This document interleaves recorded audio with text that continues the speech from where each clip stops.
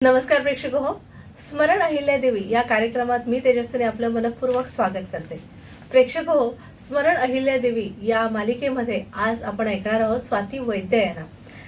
स्वाती वैद्य ह्या विज्ञान शिक्षिका होत्या, ज्या नारायणराव आचार्य विद्यानिकेतन इथे शिक्षिका म्हणून रुजू होत्या आणि त्यांचं एक नवीन पुस्तक म्हणजे त्याला खरं बरीच वर्ष झाली, जिद्द एका सैनिकाची, आपल्या स्वतः त्यांनी स्वलिखित हे पुस्तक आहे आणि मार्केटमध्ये ते तुम्हाला अवेलेबल देखील आहे आणि खूप सुंदर पुस्तक आहे. म्हणजे त्यांचे मिस्टर कसे त्यांनी सेवा केलेली आहे आणि त्यांच्यावर किती भीषण प्रसंग आले आणि त्यातून तावून सुखाकून ते निघालेले आहेत आणि याविषयी हे सैनिकाचं आयुष्य त्यांनी त्यामध्ये लिखित केलेलं आहे.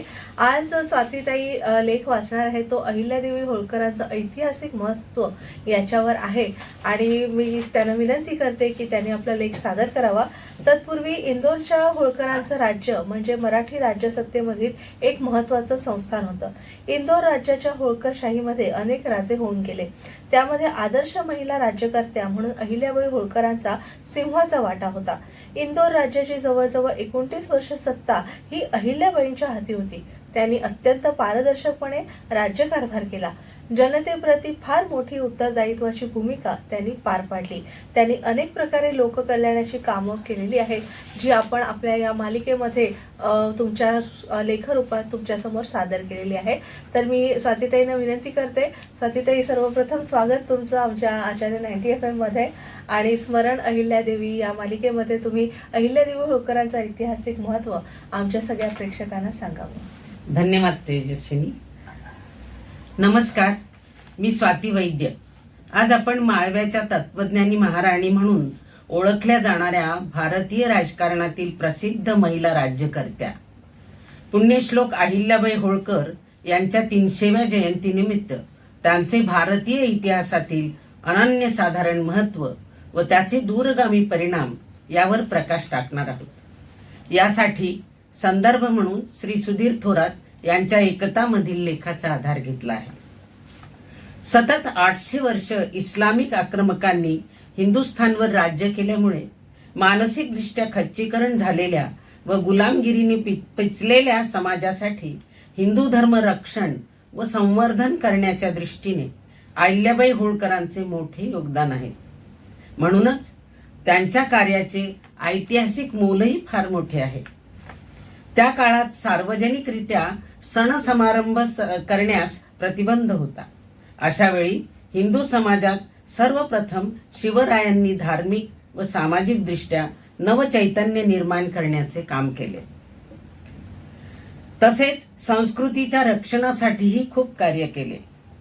शिवरायांचे हिंदवी स्वराज्य ही केवळ प्रादेशिक संकल्पना नव्हती, तर ती एक राष्ट्रीय संकल्पना होती.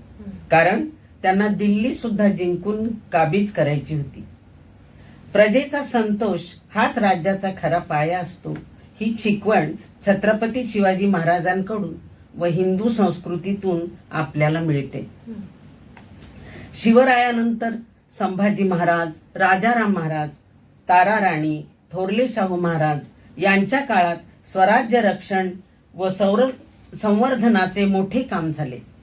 थोरल्या बाजीरावांनी स्वराज्याचा विस्तार करीत असताना शिंदे, गायकवाड, होळकर, पवार यांच्या रूपाने नवे नेतृत्व विकसित केले.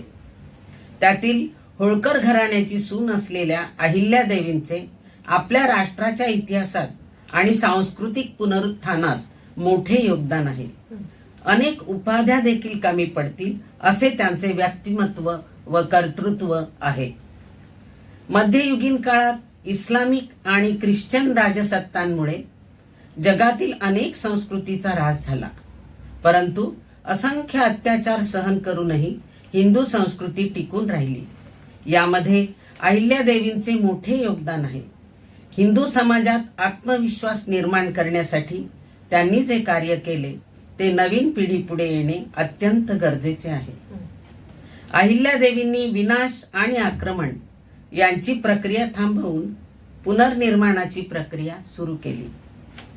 पूर्वीच्या अहमदनगर म्हणजेच आताच्या अहिल्यादेवी नगर जिल्ह्यात चौंडी या गावी वद्य सप्तमी शके 1674 अर्थात इसवी सन 31 मे 1725 रोजी अहिल्यादेवींचा जन्म झाला. माहेरचे शिंदे घराणे. बालपणीच त्यांची अक्षर ओळख झाली होती. वयाच्या 8व्या वर्षीच लग्न झाले.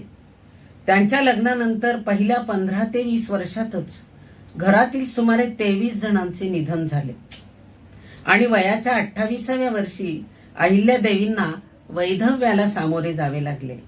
तरीही न डगमगता त्यांनी सक्षमपणे राज्यकारभार केला. कौटिल्य अर्थशास्त्रात राजाच्या कर्तबगारीविषयी वर्णन केले आहे. प्रजा सुखे सुखम राज्ञ, प्रजा नातु हिते हितम. याचा अर्थ प्रजेच्या सुखातच राजाचे सुख आहे व प्रजेच्या हितातच त्याला स्वहित दिसले पाहिजे. अहिल्यादेवी म्हणजे आपल्या राष्ट्राच्या इतिहासातील एक तेजस्वी पर्व होय. शुद्ध आचरण, पवित्रता, उच्च विचारसरणी यामुळे त्यांनी केलेला राज्यव्यवहार आदर्शवतच आहे. त्या आयुष्यभर वैयक्तिक जीवन अत्यंत साधेपणाने जगल्या. अहिल्यादेवी शिवभक्त होत्या. त्यांच्या पत्रव्यवहारात श्री शंकर आज्ञेवरून असा विशेष उल्लेख आढळतो. होळकरांच्या नाण्यावर सुद्धा बिल्वपत्र आणि शिवलिंग छापलेले असे. स्त्रियांना आत्मसन्मानाची वागणूक देण्यावर त्यांचा विशेष भर असे.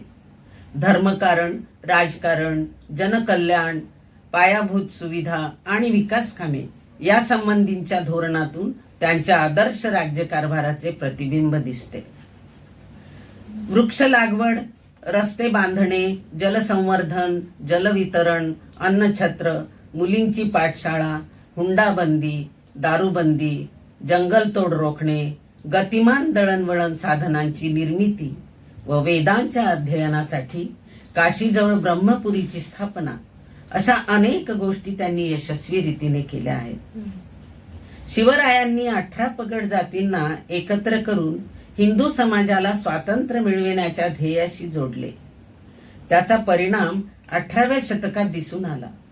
त्यानंतर छत्रपती शाहू महाराजांच्या नेतृत्वात बाळाजी विश्वनाथ, थोरले बाजीराव आणि नानासाहेब यांच्या कर्तृत्व आणि पराक्रमाने स्वराज्याचे अटक ते कटक अशा विशाल साम्राज्यात रूपांतर झाले.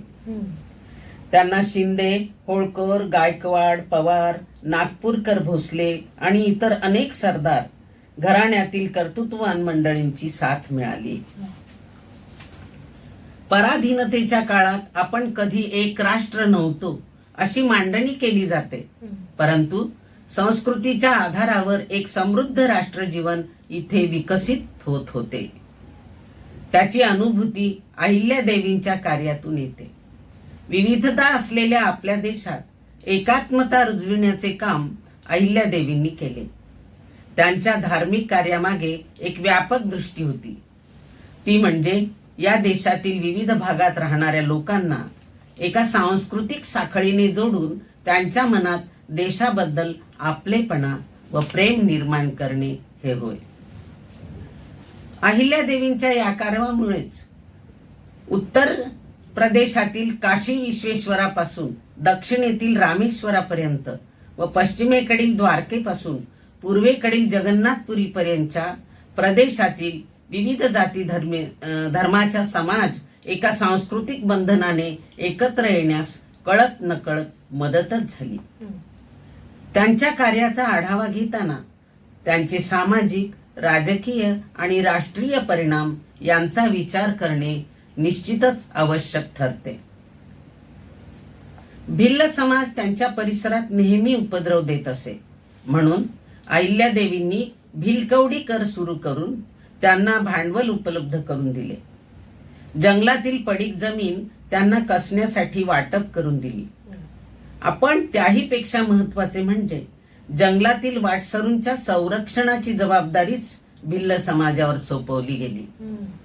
अशा रीतीने बाजूला पडलेल्या भिल्ल समाजाला मुख्य राष्ट्रीय प्रवाहात त्यांनी आणले. सैन्याच्या हालचालीच्या वेळी शेतजमिनीचे नुकसान होऊ नये म्हणून काळजी घेण्याच्या सूचना त्यांनी सैनिकांना दिल्या होत्या. होळकरांच्या राज्यात नियमबद्ध न्यायालयांची मुहूर्तमेढच रोवली गेली. प्रजेला न्याय मिळावा म्हणून त्यांनी राज्यात अनेक ठिकाणी न्यायालये उभारली व योग्य न्यायमूर्तींच्या नेमणुका केल्या. न्यायालयामध्ये ज्यांचे समाधान होत नसे ते लोक अहिल्याबाईंकडे येत. त्यांच्या दरबारात समाजातील सर्व वर्गांना येण्याची परवानगी होती. अर्थकारणाच्या दृष्टीने इंदोर व महेश्वर या 2 बाजारपेठा उभा करून विविध प्रकारची विकास कामे करून अहिल्यादेवींनी समाजाला रोजगार उपलब्ध करून दिला. हुंडाविषयक त्यांचे वाक्य प्रसिद्ध आहे.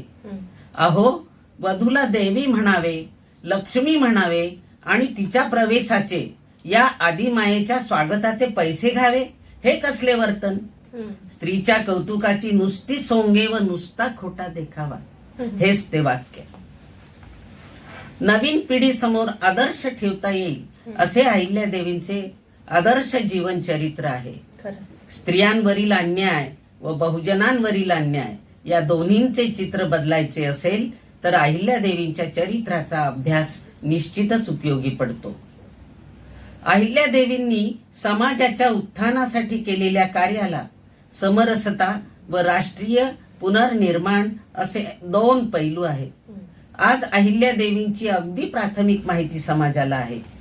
ती विस्तृत स्वरूपात करून देण्यासाठी या त्रिशताब्दी वर्षाचा आपल्याला उपयोग होईल.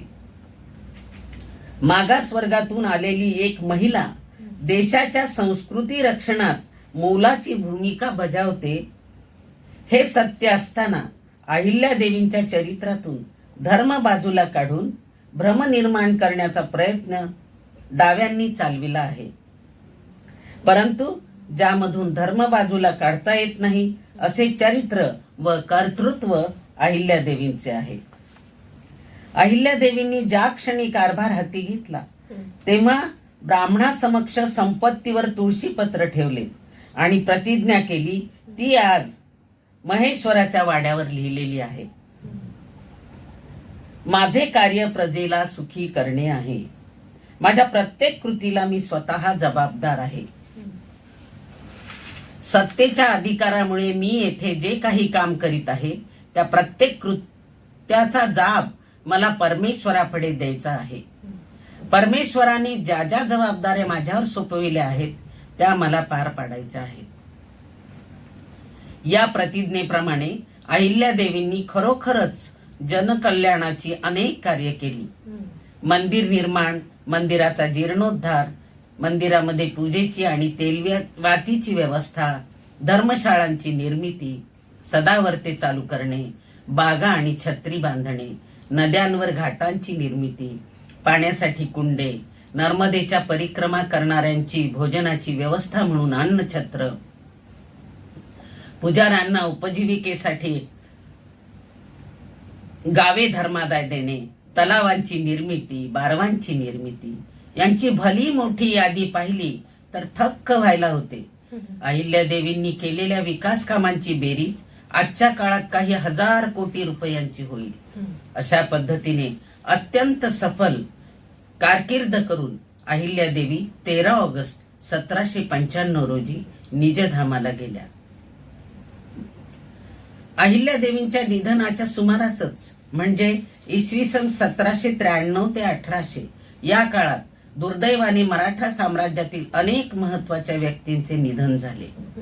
त्यामध्ये रघुजी आंग्रे, महादजी शिंदे, हरिपंत फडके, सवाई माधवराव पेशवे, तुकोजी होळकर, नाना फडणीस अशा अनेक दिग्गजांचे अल्पावधीतच निधन झाले. त्यानंतर बहुतांश घराण्यामध्ये वारसा हक्काचे वाद सुरू झाले. एकीकडे राज्य काबीज करण्यासाठी इंग्रज टपून बसलेच होते. राज्यात चालू झालेल्या अंतर्गत संघर्षामुळे अस्थिरता आली आणि सर्व मंडळींना समजावून सांगून एकोप्याने राज्यकारभार करणारा कोणी एक व्यक्तीच शिल्लक राहिली नाही. इंग्रजांनी सर्व राज्यकर्त्यांशी स्वतंत्र तह करून त्यांना एकमेकांपासून कायमचे दूर केले. यामुळे पुढील काळात मराठा समाजाचा फार मोठा वेगाने पाडाव झाला. 18व्या शतकात मराठ्यांच्या राजकीय विजयानंतर अहिल्यादेवींनी अनेक सांस्कृतिक कामे केली, परंतु आपण या विजयाचे सांस्कृतिक विजयात रूपांतर करू शकलो नाही.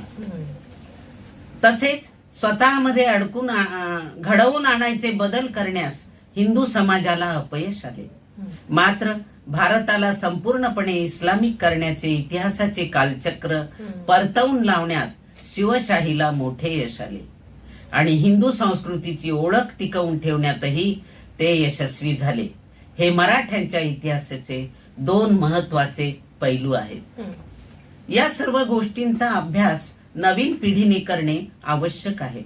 इंग्रजांच्या धोरणामुळे मराठा साम्राज्याच्या इतिहासाची नोंदच फारशी घेतली गेली नाही, परंतु महाराष्ट्रातील इतिहासकारांच्या मोठ्या योगदानामुळे इतिहासाची खरी माहिती आपल्याला मिळू शकली. पुढील काळात इतिहासातील चुकांपासून बोध घेऊन आपण हिंदू समाजातील आंतरिक एकत्व प्रबल करणे आवश्यक आहे. आचार, पंथ, भाषा यांच्या बाबतीत वेगवेगळे विचार असणारे आपण सर्वजण हिंदू समाजाचेच घटक आहोत हे लक्षात आणून देऊन त्यांच्यात एकत्वाची भावना निर्माण करण्याचे आव्हानात्मक काम आपल्याला करावे लागणार आहे. या कामाची प्रेरणा आपल्याला छत्रपती शिवाजी महाराज, राजमाता जिजाऊ माँसाहेब यांच्यापासून अहिल्यादेवी पर्यंतच्या अशा अनेक ऐतिहासिक व्यक्तिमत्वातून मिळते. शिवाजी महाराजांच्या काळात असे वाटत होते की जुलमी इस्लामिक सत्ता नष्ट केली की सर्व समस्या संपतील. मराठेशाहीच्या काळात या इस्लामिक काळात इंग्रजांनी विभाजनवादी शक्तींना प्रोत्साहन देऊन त्यांना प्रबळ होण्यास खूप सहकार्य केले. त्याचा परिणाम म्हणून आपल्या देशाचे विभाजन झाले. त्यामुळे आजच्या समस्यांवर मात करण्याची असेल तर हिंदू समाज अंतर्गत संघर्षापासून कसा मुक्त राहील या दृष्टिकोनातून आपली पुढची धोरणे ठरविणे आवश्यक आहे. पुण्यश्लोक अहिल्यादेवी यांचे त्रिशताब्दी वर्ष साजरे करताना आपण या दृष्टीने निश्चितच विचार करूया आणि त्यांचा आदर्श डोळ्यासमोर ठेवून तसा प्रयत्नही करूया. दिव्यत्वाची जेथ प्रचिती, तेथे कर माझे जुळती, तेथे कर माझे जुळती. धन्यवाद. खरंच किती सुंदर, म्हणजे कुठलाही मुद्दा चरित्रातला सोडला नाहीये आणि खूप सुंदर लेख लिहिलाय सुधीर थोरात सर यांनी आणि खरंच त्यांचे आभार मानूया. आणि स्वातीताई, तुम्ही खूप उत्तमरित्या त्याचं वाचन केलं, त्याचं सादरीकरण केलं, त्याबद्दल तुमचेही मनपूर्वक आभार. धन्यवाद.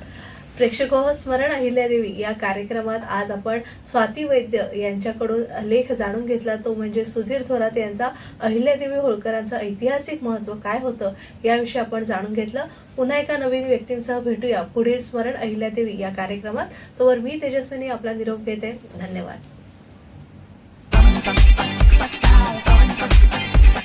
आचार्य